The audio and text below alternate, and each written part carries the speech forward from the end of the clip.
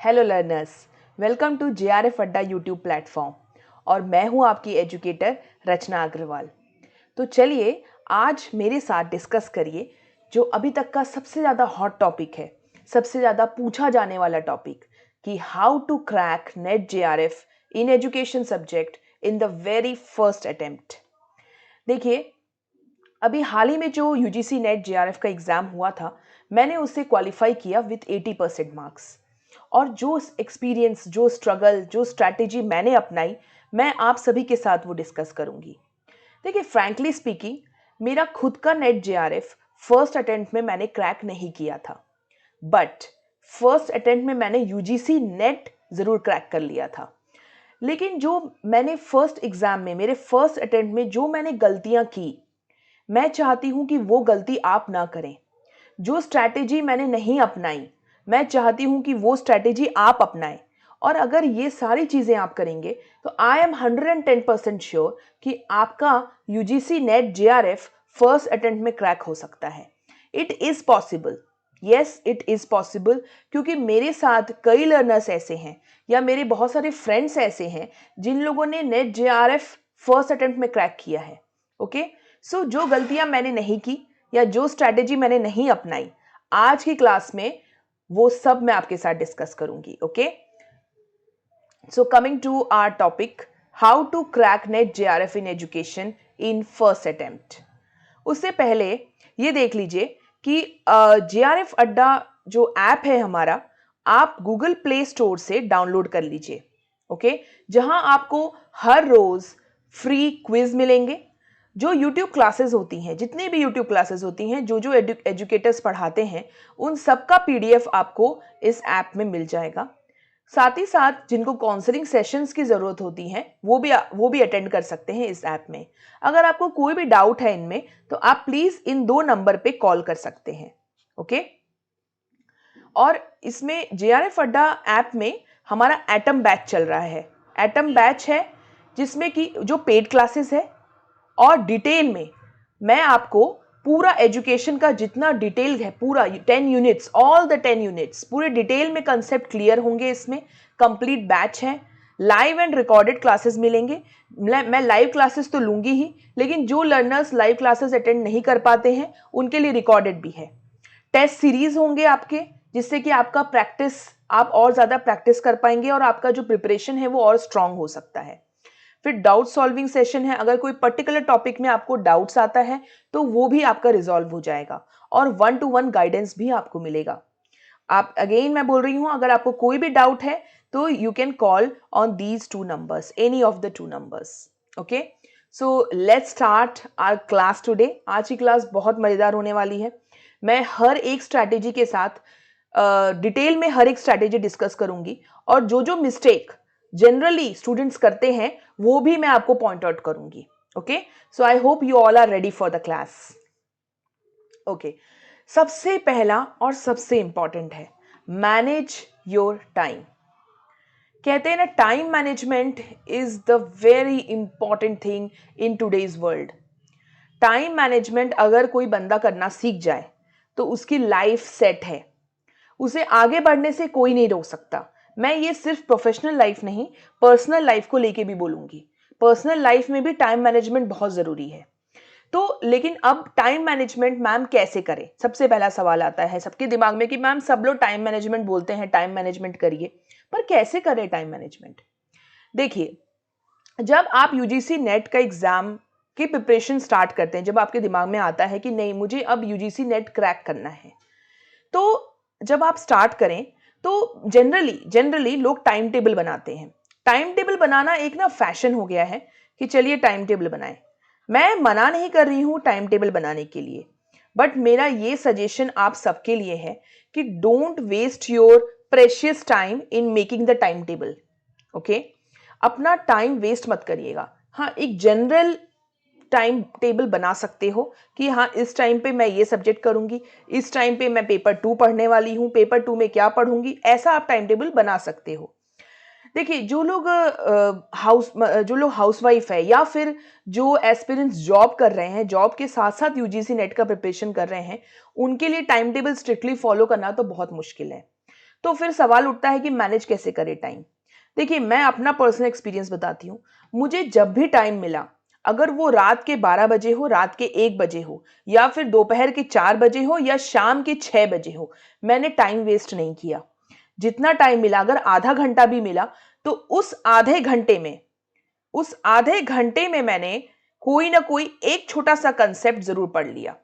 कोई भी कंसेप्ट छोटा सा उठा लीजिए आप, और आधे घंटे में उसका रिवीजन, या वो आप छोटे छोटे वीडियोस भी आपको मिल जाएंगे, वो आप देख लीजिए और रिवाइज कर लीजिए। या फिर उस आधे घंटे का यूज आप 10 PYQs लगा के कर सकते हैं। Okay, so this is the tactic. इस तरह से टाइम मैनेज किया जाता है। ओके, तो सबसे पहला स्ट्रैटेजी है टाइम मैनेजमेंट।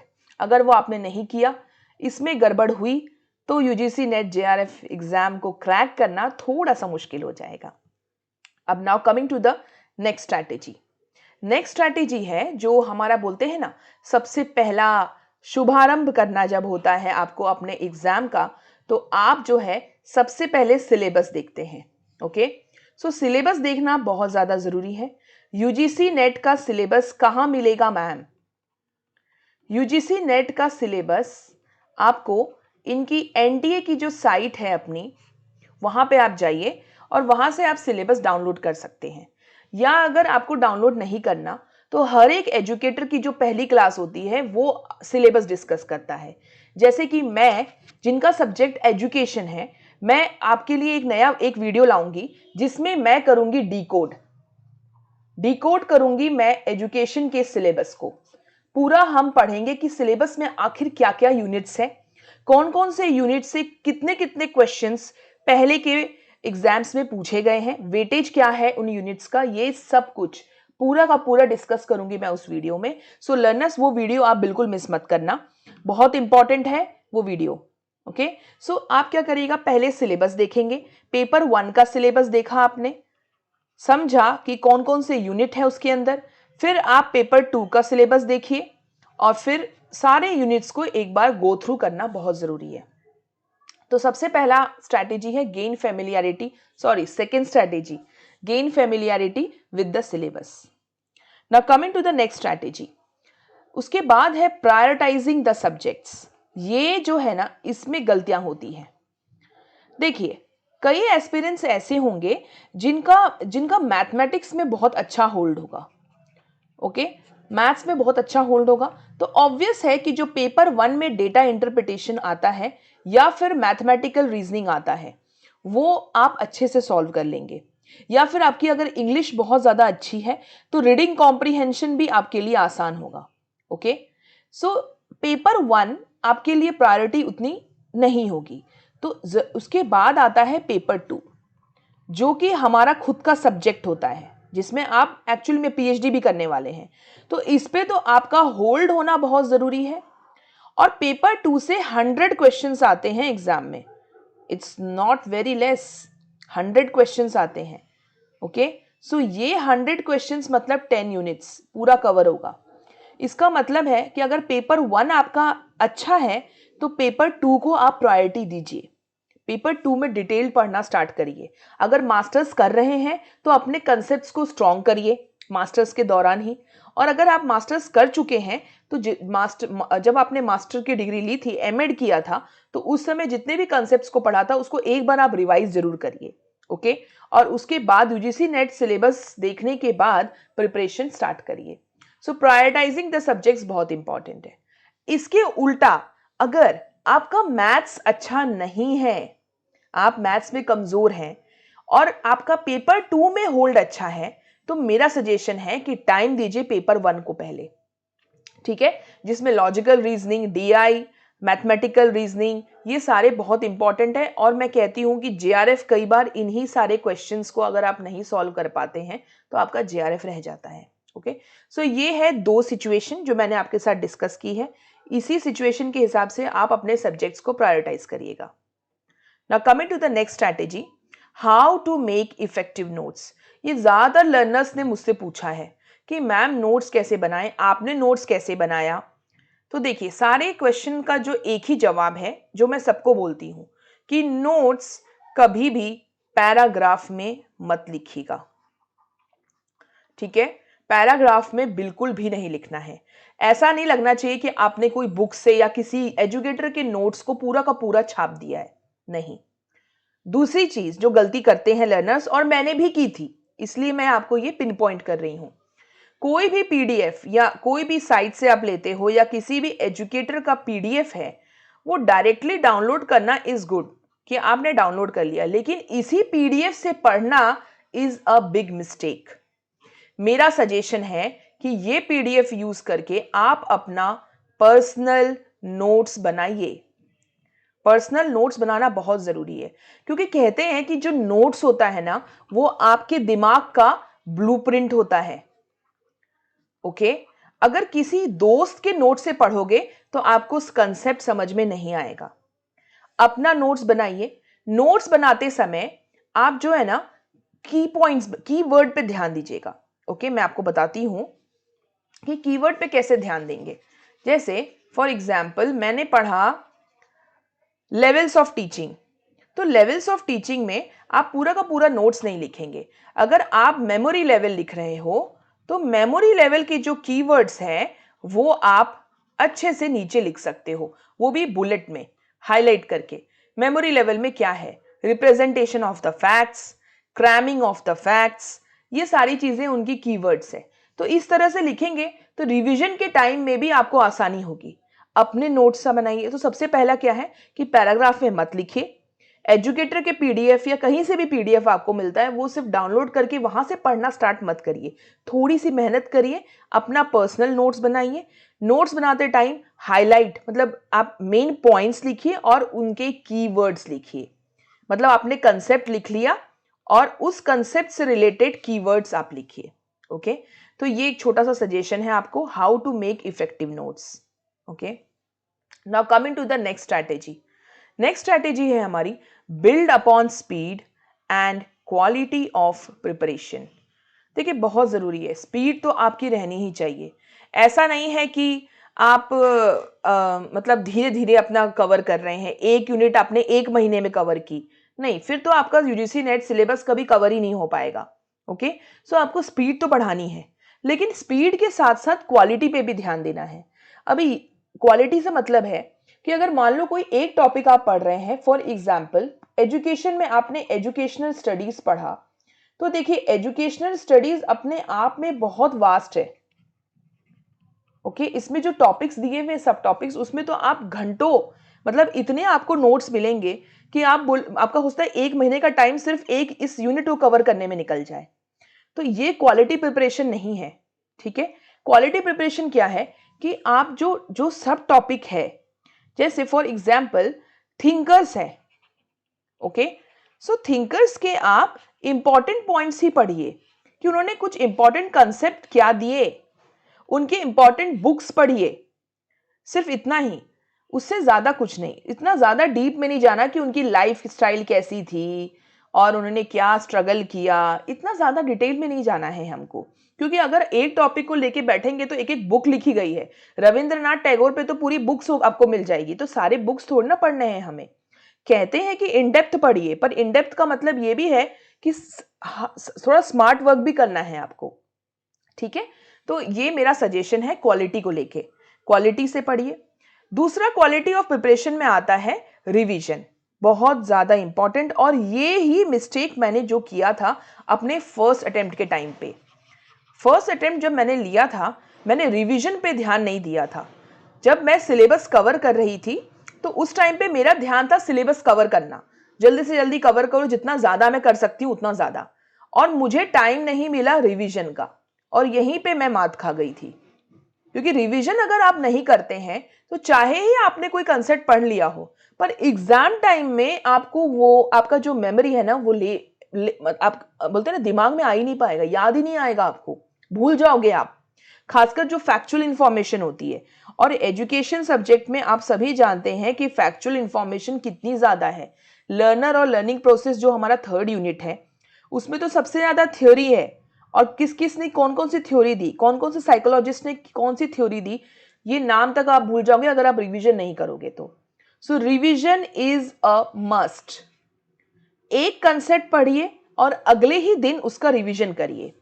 अगर आप मेरी एक वीडियो देखते हो, सपोज एक टॉपिक पे वीडियो देखा आपने आज, तो मेरा सजेशन है कि तुरंत आज नहीं तो कल, अगले ही दिन विदाउट एनी फेल उस वीडियो का और जो आपने नोट्स बनाया है उसका रिवीजन कर ही लें। प्लीज, हम लोग की आदत होती है कि ना, अच्छा वीडियो देख लिया, मैं तो पढ़ाई कर ली। अरे वीडियो देखना आपकी पढ़ाई नहीं है। वो वीडियो में से जो आपको इंफॉर्मेशन मिली है वो आपकी शॉर्ट टर्म मेमोरी में जाएगी, और शॉर्ट टर्म मेमोरी का फॉर योर इंफॉर्मेशन स्पैन कुछ सेकेंड्स का ही होता है। तो उस शॉर्ट टर्म मेमोरी से जो नॉलेज है वो लॉन्ग टर्म मेमोरी में कब जाएगी? जब आप उसका रिवीजन करेंगे। ठीक है, सो रिवीजन तुरंत करिए, टाइम मत लगाना। Okay, so this is my suggestion to you. और जो मैंने मिस्टेक किया था वो मैंने आपके साथ डिस्कस किया है। सो मेरा ये आई होप कि आप लोग मेरी गलतियों से सीखोगे और जो स्ट्रैटेजी मैं आपको बता रही हूं उसको ऑनेस्टली फॉलो करेंगे। Okay, so now coming to the next strategy, जो बोलते हैं ना सबसे फेमस स्ट्रैटेजी है PYQs, प्रीवियस ईयर क्वेश्चंस। ये मस्ट है। जब भी आप कोई कंसेप्ट पढ़ ले, मैंने बोला आपने कोई नया कंसेप्ट पढ़ा, वीडियो देखा मेरा आपने, उसके बाद नोट्स बनाया, आपने नोट्स को रिवीजन करना है। और जो लास्ट एंड फाइनल बोलते हैं ना हथौड़ा, जो कील पे जो लास्ट हथौड़ा पड़ता है वो है PYQs को सॉल्व करना।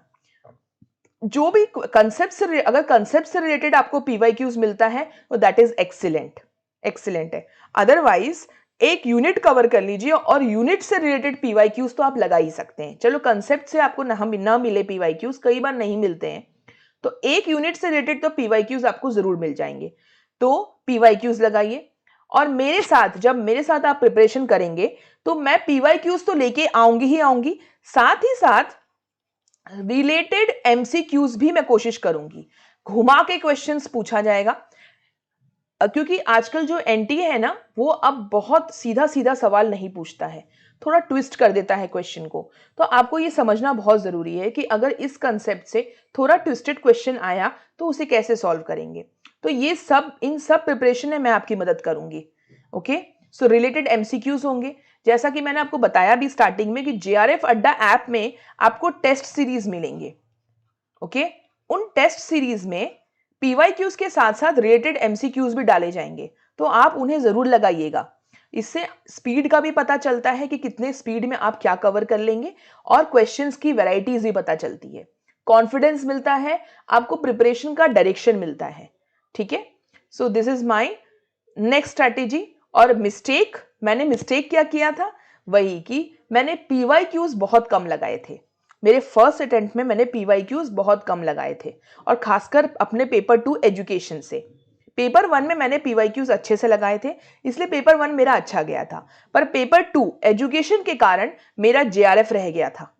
तो मैंने PYQs रियली में कम लगाए थे, बहुत कम लगाए थे। सिर्फ पिछले साल का पेपर मैंने किया था, तो पिछले साल के पेपर से नहीं है, कम से कम आप, हाँ ये भी क्वेश्चन लोग पूछते हैं कि मैम हम कितने साल का PYQ लगाएं, तो मेरा ये सजेशन है कि at least 6 PYQs, 6 previous year questions लीजिए, 6 साल पहले के। अभी आप तैयारी कर रहे हैं 2023 के लिए, तो आप इसके लिए 2022 का पेपर जो अभी हुआ है, 2021 का, 2020 का, फिर 2019 में 2 शिफ्ट में हुआ था तो 2 ले लीजिए, और 2018 में भी 2 शिफ्ट में हुआ था। तो मेरा सजेशन है कि आप एटलीस्ट, दिस इज एटलीस्ट, अगर टाइम नहीं भी है तो भी 2018 से तो कम से कम आपको PYQs लगाने ही है। और अगर आपके पास टाइम है तो आप 2014 या 15 से भी लगा सकते हैं। Okay, so this is your choice, पर टाइम नहीं है तो लेकिन 2018 से तो लगाना ही लगाना है, it's a must. So this is my last strategy, और मैंने मिस्टेक भी आपके साथ डिस्कस किया। और सबसे लास्ट में बहुत important, that you should be confident. आपको होना है कॉन्फिडेंट कि जो भी प्रिपरेशन मैंने की दैट इज इनफ, और जितनी भी प्रिपरेशन मैंने की वो मैंने रॉक सॉलिड किया है, पूरा का पूरा मेरे दिमाग में अच्छे से गया है, कंसेप्ट को मैंने अच्छे से पढ़ लिया है, उस कंसेप्ट से रिलेटेड कैसे क्वेश्चन आएंगे, क्या अप्रोच होगी उन क्वेश्चंस को सॉल्व करने की, वो मैंने कर लिया है। और साथ ही साथ टाइम मैनेजमेंट भी सीख लिया है कि किस तरह से कैसे क्वेश्चन को अटेम्प्ट करना है। तो सबसे लास्ट में आप कॉन्फिडेंट रहिए कि आपका 2023 में जो एग्जाम होने वाला है उसमें आप यूजीसी नेट जेआरएफ क्रैक करेंगे। Okay, so be confident. वो कहते हैं ना, अगर आप पॉजिटिव रहेंगे तो ये जो यूनिवर्स है ना, वहां से आपको ताकत मिलती है। ये कहते भी हैं बहुत कि जितना ज़्यादा पॉजिटिविटी आपके अंदर होंगी, आप अपने इन्वायरमेंट से सारी पॉजिटिव चीज़ें अट्रैक्ट करते हैं। तो यूनिवर्स से भी पॉजिटिव चीज़ें आप अपने आप अट्रैक्ट करते हैं। You behave like a magnet. अगर आपकी निगेटिव थिंकिंग होगी तो सारी निगेटिव चीज़ों को आप अट्रैक्ट करोगे। आप डिप्रेशन में जा सकते हो, आप फ्रस्ट्रेशन में जा सकते हो, डीमोटिवेट हो सकते हो। इसीलिए अपने अंदर सोच के रखिए कि मैं इस बार क्रैक करने ही वाली हूं, करूंगी, और होने वाला है नहीं, मैंने कर लिया है। यूजीसी नेट जेआरएफ 2023 मेरे हाथ में है। इतना ज्यादा इमेजिनेशन और इतना ज्यादा माइंड को स्ट्रॉन्ग करिए। ओके, तो देखिएगा, वो कहते हैं ना, वो हमारे जो फेमस लाइन है हमारे फेमस शाहरुख खान जी की, कि अगर आपकी सच्ची श्रद्धा हो, मुझे एग्जैक्ट लाइन याद नहीं है पर ऐसे ही कुछ था कि सच्ची अगर श्रद्धा हो तो पूरी कायनात आपको उससे मिलवाने की साजिश करने लग जाती है। ये बिल्कुल फैक्ट है। This is not only dialogue, ये एक फैक्ट है। ओके, सो बी कॉन्फिडेंट कि इस बार यूजीसी नेट जेआरएफ मेरा क्रैक होकर रहेगा। सो लर्नर्स, नेक्स्ट वीक से जोरों शोरों से मैं आपका पेपर 2 एजुकेशन स्टार्ट कर दूंगी। सो आप मेरे साथ यूट्यूब प्लेटफॉर्म पे, ओके, जो जेआरएफ अड्डा का यूट्यूब प्लेटफॉर्म है उसमें आप जुड़ जाइए। मैराथन्स भी होंगे। मोस्ट प्रोबेबली थर्सडे को मैं मैराथन रखूंगी आपके लिए, जिसमें कि बेसिक कॉन्सेप्ट्स कवर करना और उसके साथ साथ पीवाईक्यूज कवर करना, जो लास्ट ईयर आया और उसके पहले भी जितने पीवाईक्यूज हुए हैं। और जेआरएफ अड्डा का जो ऐप है वो आप डाउनलोड कर लीजिए, और उसमें मैं डिटेल्ड क्लासेस रहेंगे आपके लिए। डिटेल्ड क्लासेस के साथ साथ जितने भी डाउट्स होंगे वो भी मैं सॉल्व करूंगी, आपके 1-to-1 गाइडेंस भी मिलेगा आपको। सो ये सारी चीजें हैं जो हम आपके लिए कर रहे हैं, और हम एक्सपेक्ट करते हैं कि इस जर्नी में आप भी रेगुलर रहोगे, कंसिस्टेंट रहोगे। So learners, all the best for the preparation and take care.